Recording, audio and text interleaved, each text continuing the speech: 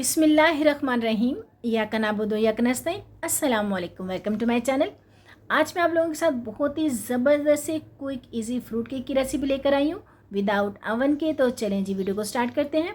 मैंने यहाँ पे 2 अंडे लिए हैं। अंडों को हम अलग तोड़ेंगे क्योंकि बहुत गर्मियाँ हैं, कोई अंडा ख़राब ना हो, इससे हमारा दूसरा अंडा भी ख़राब हो सकता है। तो अंडों को डाल के अच्छे से हम बीट कर लेते हैं। बीट करने में तकरीबन 1 से 1.5 मिनट लगेगा। बहुत अच्छे से हमने बीट करने हैं। तो ये देखिए हमारे जो अंडे हैं वो बहुत ही अच्छे से बीट हो गए।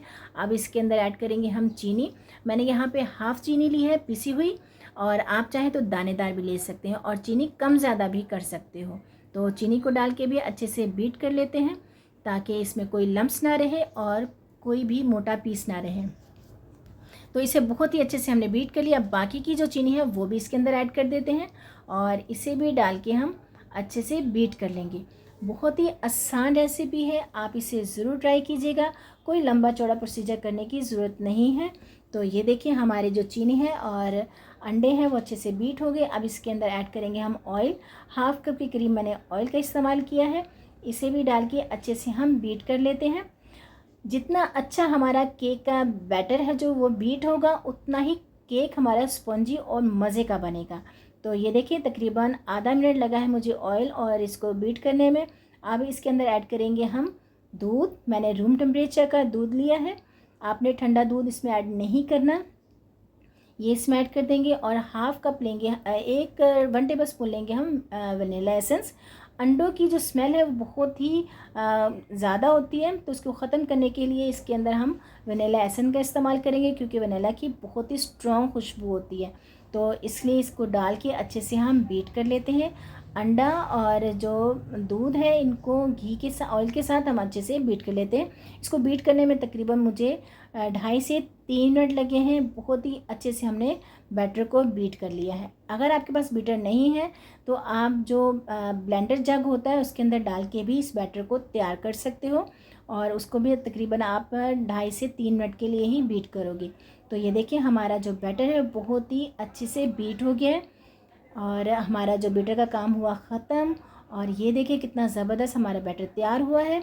अब इसके अंदर हम ड्राई इंग्रेडिएंट्स डालेंगे। हाँ, 1 कप के करीब लिया है मैंने मैदा और इसमें डालेंगे 1 टेबल स्पून बेकिंग पाउडर और पिंच के करीब लिया है मैंने नमक। ये आपने ज़रूर ऐड करना है।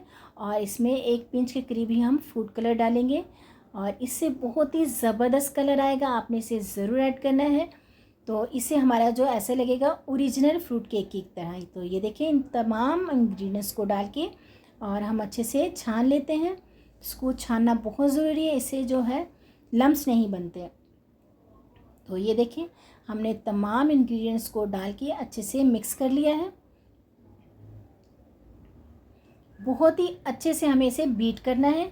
और ये देखें जी इसकी कंसिस्टेंसी, इससे ना ज़्यादा पतला हो और ना ही ज़्यादा गाढ़ा। इससे ही हमारा जो केक है वो बन के तैयार होगा। अब लेंगे हम मोल्ड, आप कोई भी ले सकते हो। मैंने ये वाला लिया है और इसको अच्छे से हम ऑयल से ग्रीस कर लेते हैं। और इसको बैटर को जितना मोल्ड को ग्रीस करेंगे उतना ही ज़बरदस्त जो हमारा केक फ़ौरन से निकल आएगा। बटर पेपर लेंगे और इसमें हम बटर पेपर को भी ऑयल से ग्रीस कर लेंगे। अगर आपके पास बटर पेपर नहीं है तो आप मैदा भी डस्ट कर सकते हो। तो ये देखिए इसकी कंसिस्टेंसी कितना ज़बरदस्त हमारा और कलर कितना ज़बरदस्त है। अब ये हम मोल्ड के अंदर डालते हैं। मैंने यहाँ पे जो है टूटी फ्रूटी है वो भी ऐड की है और आप चाहें तो कोई फ्रूट भी ऐड कर सकते हैं। तो ये हम इसे थोड़ा सा टैप करेंगे और हम ये जो पतीला है ये मैंने तकरीबन 5 मिनट के लिए मीडियम टू हाई फ्लेम पे प्री हीट कर लिया है।